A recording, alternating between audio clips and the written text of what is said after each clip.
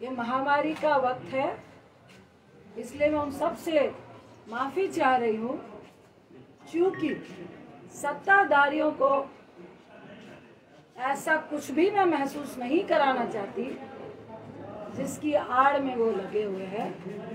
ये महामारी का वक्त है, लोगों को बचाने का वक्त है, इसलिए मैं माफ़ी चाहूँगी कि मुझे ये प्रेस कॉन्फ्रेंस को राजनीतिक लोगों के साथ नहीं करना था।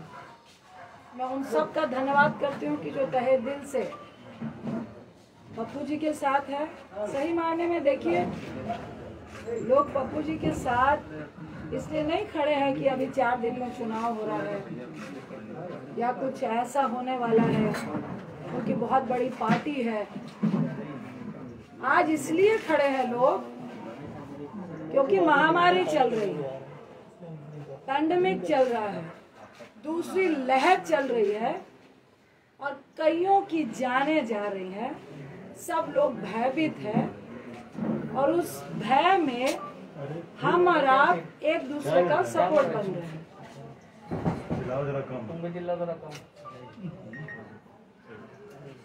देखिए, मुझे अच्छा नहीं लग रहा कि मैं नीतीश बाबू को कुछ ऐसे सवाल करूं, रूडी साहब से कुछ ऐसे सवाल करूं, भाजपा से कुछ ऐसे सवाल करूं इस वक्त जो मेरे चरित्र में नहीं है। पप्पू जी को आज जेल भेज दिया गया। क्यों भेज दिया गया? किस लिए भेज दिया गया? ऐसा क्या उल्लंघन किया था?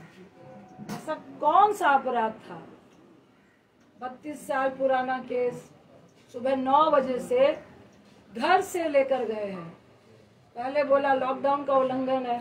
भाई, दिल्ली में लॉकडाउन का उल्लंघन, अगर आपने मास्क नहीं पहना है 500 रुपए का पर्ची काट के आपको वार्न करके भेज देते हैं। ये होता है लॉकडाउन का उल्लंघन। अगर आप ब्रैकेटिंग के पास है, जाना चाह रहे हैं, आपके पास कोई सर्टिफिकेट या आप किस लिए जा रहे हैं नहीं है, तो आपको 1000 रुपये 2000 रुपये का चालान है। लॉकडाउन का उल्लंघन वही होता है। उनको लगा कि अब लॉकडाउन का उल्लंघन से तो बात नहीं बनेगी। तो ये कौन लोग थे? किनके इशारे पे हुआ? नीतीश बाबू, अगर आप इतने कमजोर और असहाय महसूस कर रहे थे तो भैया हम लोग को भी फोन करके बता देते कि भाई मैं मजबूर हूँ, बहुत कम विधायक आए हैं और भाजपा का सिर्फ बिहार में नहीं पूरे देश में गुंडा राज चल रहा है। जो वो चाहते हैं वो ही करते हैं। सत्ता में अगर आप हैं तो वो चोर नहीं है, अगर आप सत्ता में नहीं है तो आप चोर हैं। मुझे तो परेशानी के साथ हंसी भी आ रही थी कि ना चोर को पकड़ूंगा ना चोरी को पकड़ने दूंगा, ना मैं खुद काम करूंगा ना किसी को काम करने दूंगा। देखिए मुख्यमंत्री साहब, ये किसी पर छीटाकशी का वक्त नहीं है और मुझे आपसे कोई निजी दुश्मनी नहीं है। मैं तो आपसे ये पूछना चाहती हूँ कि आपको आखिर हो क्या गया है? इतने अपंग क्यों हो चुके हैं? ऐसी कौन सी चीजें हैं जिसके दबाव में आप वो सब कुछ कर रहे हैं जो बिहार को गवारा नहीं है? क्या बालिका गृह कांड है? क्या आपकी बहुत सारी फाइलें हैं? क्या आपके केस है? नीतीश बाबू, मेरा मन नहीं है लेकिन बताइए, 91 में आप पे हत्या का केस हुआ, 2011 में आपने उसको रफा दफा किया और हम भी चाहते हैं, हम भी समझते हैं कि राजनीति में केसेस होते हैं, कानून अपनी कार्रवाई करता है। 89 पे पप्पू जी पे केस हुआ। अभी वो तीनों लोग जो इस कांड का सूचक था, जो जिसने बोला कि मेरा किडनैप हुआ और जो गवाह था, उन तीनों का वीडियो चल रहा है कि ये केस फर्जी है। 32 साल पुराना केस आपको इस महामारी के वक्त याद आया क्यों? इसी में सारी बातें छुपी है।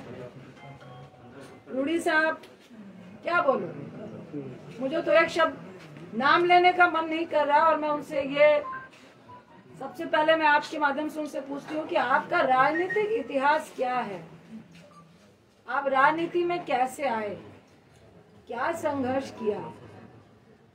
मैं पूरी बात रूडी जी नहीं बताऊंगी, आप पायलट थे, आप कैसे क्या किए, किनको नौकरियां दिलाइया, किसके आशीर्वाद से आप राजनीति में आए, कैसे मंत्री बने, और आपके घर में उत्तराखंड में फार्म हाउस से लेकर, बिहार से लेकर, दिल्ली से लेकर कहां कहां पे जितने भी स्टाफ हैं, रूडी साहब आप ही बता दीजिए सैलरी कहां से उठाते हैं। जो कॉन्स्टिट्यूशन क्लब में आपको इंचार्ज बनाया गया, वहां पे कितना घोटाला हुआ वो आप ही बताएंगे। वहां कितने स्टाफ हैं और कितने काम कर रहे हैं और कितने आपके यहाँ पे काम कर रहे हैं वो भी आप ही बताएंगे। आप स्किल इंडिया के मिनिस्टर थे, मोदी साहब ने आपको क्यों हटाया वो भी आप ही बताएंगे। एम्बुलेंस के ड्राइवर को स्किल इंडिया के तहत आपको ट्रेनिंग देनी थी, क्यों नहीं दी वो भी आप ही बताएंगे। मेरा तो सवाल इतना है कि जिनके घर पत्थर शीशे के हों, और वैसे लोगों को पत्थर मत मारिए जो सड़क पे पहले से खड़ा है। इतना आसान नहीं होता है, ये कोई ड्रामा या नाटक नहीं चल रहा है कि हम पिक्चर खिंचाने के लिए लाशों के ढेर पे जा रहे हैं, फोटो खिंचाने के लिए शमशान घाट में जा रहे हैं, फोटो खिंचाने के लिए अस्पताल अस्पताल घूमने का काम कर रहे हैं। ये मजाक नहीं है। रूडी साहब, मुख्यमंत्री साहब और ये भाजपाइयों कमरे में बैठ के लॉबी लॉबी खेलने में बहुत मजा आता है, मॉडलिंग करते हुए सेटिंग करने में बहुत मजा आता है। और रूडी साहब की राजनीति हैसियत राजनीतिक व्यक्ति से ज्यादा सेटिंग और लॉबी लॉबी करने वाली है। आज उसी के बल पे जिस तरह आपने पप्पू जी को जेल भेजने का काम किया है, भाई वो तो सड़क पे खड़े थे, अपनी मौत का कफन बांध के परिवार को, पत्नी को, बच्चे को, तमाम लोग को छोड़ के पहले ही अपनी जान देने के लिए खड़े थे। आपने उनको जेल भेज दिया, डरा दिया आपने। कितना डराएंगे? आपने तो मुझे भी जगा दिया। मैं एक सेकंड भी बाहर मास्क के बगैर नहीं रहती हूँ, लेकिन आज हूँ, आपने किया। अब जब तक पप्पू जी जेल में है खेल तो होगा और अस्पतालों का निरीक्षण भी होगा। जो बेड आप लोग बेच रहे हैं प्राइवेट और सरकारी, और जिन माफियाओं से मिलकर ड्रग्स की कालाबाजारी हो रही है, ऑक्सीजन की कालाबाजारी हो रही है, रेमडेसिविर की कालाबाजारी हो रही है, ये खुंदक सिर्फ पप्पू जी के राजनीतिक कद से नहीं है, ये खुंदक आपकी और ड्रग्स कंपनियों की, अरे बोल लो भाई, तुम्हें लोग पीछे जो एक साथ मिली भगत से जो आप पैसा कमाने में आज बिहार में रोक लग रही थी। हर अस्पताल में लगातार लोग रोक लगा रहे थे। हर अस्पताल में एक तरफ 95,000 का ऑक्सीजन सिलेंडर मिल रहा था, तो कोई व्यक्ति आपको फ्री में पहुंचा रहा था, आपकी दुकान बंद हो रही थी। आपने छेड़ा है, अब तो हम लोग भी चप्पा चप्पा छानेंगे। कितनी मिली भगत है, ये तो सबके सामने है, सरेआम है कि जहां पर शमशान घाट में 200 लाशें जल रही है, वहां आप 10 दिखाते हैं। सिर्फ बिहार में नहीं, हर जगह पे, उत्तर प्रदेश में, दिल्ली में, मध्य प्रदेश में, जहां जाइए वहीं ये हाल है। देखिए, सत्ताधारियों को उतना ही डराना चाहिए जितने में लोग डरे। इतना भी मत डराइए कि लोग डरना भूल जाए। और जो सड़क पे खड़ा हुआ व्यक्ति को आप जब डराने की कोशिश करते हैं, मौत का कफन बांध के खड़ा हुआ व्यक्ति, उस व्यक्ति को जब आप डराने की कोशिश करते हैं तो डर खुद डर जाता है। ये सत्ताधारियों को समझना चाहिए। और इस महामारी में भी सबसे बड़ी अगर कोई महामारी है वो है लालची सत्ताधारी, जो इस बड़ी महामारी से भी बड़ी महामारी है। वैसे लोग जो आज सत्ता में विराजमान है, जो जनता को मरते देखकर कीड़े मकोड़े समझते हैं और खुद को उनको मारने वाली दवाई समझते हैं। मुख्यमंत्री साहब, आप और आपका गैंग और ये भाजपाई आज जनता को महामारी में कीड़े मकोड़ों की तरह मारने वाली आप लोग दवाई बने हैं। महामारी से अगर 10 लोग मर रहे हैं, पर आपके कारण 500 लोग का आंकड़ा जो हो रहा है वो आप लोग के कारण हो रहा है, वो आपकी दी हुई असुविधा के कारण हो रहा है, वो आपकी अव्यवस्था के कारण हो रहा है। पप्पू जी का क्या दोष था? आपके तमाम सरकारी अस्पतालों का निरीक्षण, जिसमें आप रूम में बैठ के मास्क लगाकर जूम से बता रहे हैं कि 25,000 रेमडेसिविर है, इतने ऑक्सीजन सिलेंडर है, इतनी दवाइयां हैं, इतने बेड हैं, इतने वेंटिलेटर हैं। क्या आपने ये बताया कि कितने वेंटिलेटर काम कर रहे हैं? अरे मेरी ही कंस्टिट्यूंसी में 6 वेंटिलेटर है, पर मैं राजनीति नहीं कर रही थी। लेकिन इसका ये मतलब नहीं जो कह रहे थे कि मधेपुरा और सुपौल की खबर लीजिए, आपको डाटा दूं क्या? वहां पे कितने ऑक्सीजन सिलेंडर है, कहां कहां क्वारंटाइन सेंटर है, और कितने आपके वेंटिलेटर चल रहे हैं, और कौन लोग वहां पे जा रहे हैं। अरे आपके पास तो डॉक्टर और नर्स भी नहीं है जो ये बता सके कि ऑक्सीजन देना कैसे है। आपने 120 रेमडेसिविर दिए हैं, आपने 250 ऑक्सीजन सिलेंडर दिए हैं। हमने पूछा सिविल सर्जन को, भाई साहब 500 लोगों को ऑक्सीजन लगेगा तो क्या करेंगे? तो मैडम दरभंगा में बैकअप है। तो हमने कहा व्यक्ति मरेगा तब तक आप लेकर आएंगे, आप मुंह मत खुलवाइए। और हम लोग सिर्फ मुंह इसलिए नहीं खोल रहे हैं कि लोग पैनिक नहीं हो, लोग नहीं डरे, लोग भयावह नहीं हो। क्योंकि जिसका 95 भी ऑक्सीजन होता है, अगर उसको ये मालूम चल जाता है कि अस्पताल में ऑक्सीजन सिलेंडर नहीं है, उसका ऑक्सीजन लेवल वहीं से 90 और 88 चला जाता है। इस दर्द के कारण आपकी बातों को नहीं बोल रहे, इस दर्द के कारण आपसे हम लोग बात नहीं करना चाह रहे थे। लेकिन आज जिस तरह की स्थिति आपने पैदा की है, तो नीतीश बाबू आपको भी जवाब देना पड़ेगा, रूडी जी आपको भी जवाब देना पड़ेगा। और ये कौन सा मंत्रालय है जो फेलियर के नाम से, कौन से लोग हैं, कौन से ब्यूरोक्रेट्स हैं जिनको आपने कभी अपना ओएसडी बनाया, फिर उनको मंत्री बनाया, और आज वो सबकी मिली भगत से उनकी दुकान नहीं बंद हो जिसके लिए आप मुंह बंद कराना चाहते हैं। अरे कितनों का मुंह बंद कराएंगे? और शर्म आनी चाहिए, और थोड़ा डरिए। आप पप्पू जी को जेल में बंद कर देंगे तो क्या लोगों को मरने देंगे? आपकी ये मंशा है कि लोग मरे और हम तमाशा देखें?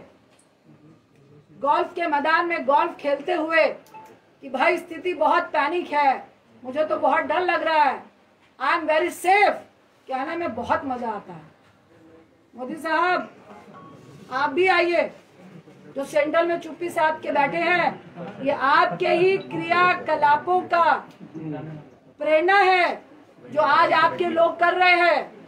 पहले जब सेकेंड लहर आई, दूसरी लहर आई, तो आप सत्ता के जुनून में, जीतने के जुनून में इतने पागल थे कि हमारे देश में ये जो महामारी की आपदा है, ये प्राकृतिक आपदा से ज्यादा WHO और पूरे वर्ल्ड के कंट्री का ये कहना है कि 90% हमारे देश की जो आपदा है वो मैन मेड है।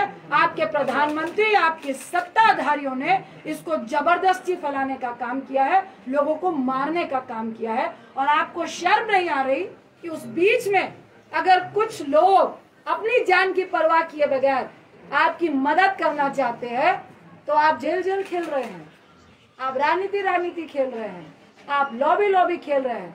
देखिए, मुझे लॉबी खेलने का कोई शौक नहीं है, ना इस वक्त राजनीति खेलने का शौक है, और ना ही जो खेलेगा उसको खेलते देते रहने का देखने का शौक है।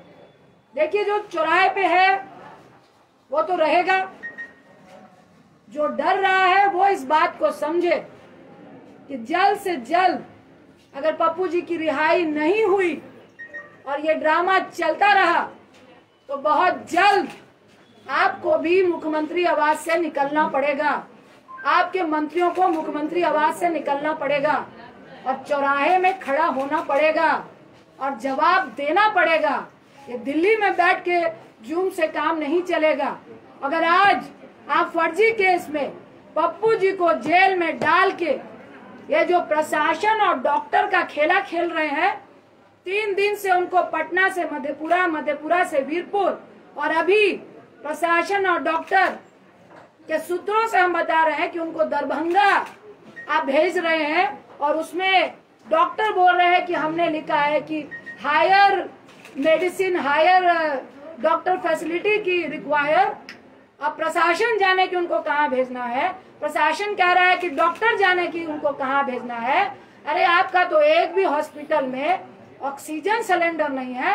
आप पप्पू जी का सीवियर इन्फेक्शन है, सुन लीजिए, शुगर के पेशेंट हैं और 1.25 महीने पहले उनका गॉल ब्लैडर का ऑपरेशन हुआ है, उनके लीवर में 30% प्रॉब्लम है, और अभी मैं आते वक्त भी जो डॉक्टर ने ऑपरेट किया उनसे बात करके आई हूँ कि हैवी रिस्क है कि उनको दोबारा इस हालात में इन्फेक्शन के चांसेस हैं, क्योंकि बहुत नया ऑपरेशन है। उसके साथ ही उनको सीवियर इन्फेक्शन थे, जिसकी सारी रिपोर्ट आपको दी गई है। मैं फिर आपको आगाह करूंगी कि ये खेला बंद कर दीजिए, ये राजनीति बंद कर दीजिए, उनको रिहा कीजिए, और आपके जेल के अंदर वो पॉजिटिव होके आएंगे तो ना मैं माफ करूंगी ना आपको जनता माफ करेगी, और सिर्फ माफी से काम नहीं चलेगा। अगर चंद दिन के अंदर, 2 दिन के अंदर पप्पू जी रिहा नहीं होते हैं और आप ये डॉक्टर और प्रशासन का खेल खेलते हुए उनको हर दिन गाड़ी में 4 लोगों के साथ बैठा के जो घुमाने का आप काम कर रहे हैं, तो आप भाजपाई लोग भी सुन ले, मुख्यमंत्री साहब भी सुन ले। रूडी साहब, आपकी जो एम्बुलेंस घर में थी वो सरकारी खजाना था, और एक तरफ लोग 12,000 रुपए पर किलोमीटर एम्बुलेंस के लिए दे रहे थे और तब भी नहीं मिल रही थी। मैं अनशन में बैठूंगी जब तक आपको जेल के अंदर नहीं कर दिया जाएगा। ये खेला खेलना बंद कर दीजिए, ये गंदी राजनीति महामारी के वक्त बंद कर दीजिए। आज मैं फिर कह रही हूँ कि मुख्यमंत्री साहब फोन कीजिए, अगर आपको लगता है कि कोई मदद करने में राजनीति कर रहा है, मुझे फोन कीजिए, पप्पू जी को फोन कीजिए और बताइए कि पप्पू जी मदद कीजिए, महामारी है, हम सब मिलके काम करेंगे। लेकिन ऐसे मत कीजिए जहां आपको लग रहा है राजनीति हो रही है। हम आपको सहयोग देने के लिए तैयार हैं। फिर आपको आगाह कर रही हूँ, इस महामारी में राजनीति मत कीजिए, किसी की जान मत लीजिए। अगर हमारी फैमिली को आप खतरे में डालेंगे, अगर आप बिहार की जनता को खतरे में डालेंगे, अगर हमारे बच्चों को आप खतरे में डालेंगे, तो आपका परिवार भी मुख्यमंत्री आवास में नहीं बैठ पाएगा। आपका बेटे की मैं रिस्पेक्ट करती हूँ, भूल हो गई, आपका पूरा परिवार नहीं है, लेकिन मैं टिप्पणी नहीं करूंगी। भाजपाइयों का परिवार है, जो मॉडलिंग करते हैं उनका परिवार है, और मुझे सबके परिवार के लिए दया है और सबके परिवार की फिक्र है। इसीलिए हम लोग चुपचाप बैठे थे, इसीलिए आज मेरा बेटा यहाँ नहीं आया, क्योंकि मैंने अपना रिस्क लिया, उसका नहीं लिया कि बेटा रुक जाओ, पैंडेमिक चल रहा है। और ये बहुत गुंडई राज वाले लोग हैं, किसी की परवाह नहीं है। जब जनता को ये कीड़े मकोड़े समझते हैं तो हम लोग की क्या औकात है। लेकिन औकात उसी की होती है जो गोल्फ लिंक में बैठकर गोल्फ खेल रहा होता है और पेस्ट्री होता है, जो सड़क पे होता है, उसको औकात दिखाने की कोशिश नहीं कीजिएगा। मैं इतना ही क्या कि मुख्यमंत्री साहब, अब ये राजनीति बंद कर दीजिए। उनको इस फर्जी केस से वीडियो वायरल हो रहे हैं, वो सब दिख चुका है कि वो फर्जी केस है। उनको रिहा कीजिए और हम लोग सब मिलकर इस महामारी से लड़िए, क्योंकि एक तरफ आप इतनी घटिया राजनीति कर रहे हैं और दूसरी तरफ तीसरी लहर की बात इस देश में हो रही है, उसकी चिंता कीजिए। अपनी राजनीतिक रोटियां सेकने की चिंता मत कीजिए। अगर आपको डर लग रहा है उनके कद से, तो चुनाव अभी बहुत दूर है, तब तक जनता भूल जाती है। ये आपको हम लोगों से ज्यादा मालूम है, इसलिए महामारी की फिक्र कीजिए, राजनीति की फिक्र मत कीजिए। बहुत बहुत धन्यवाद।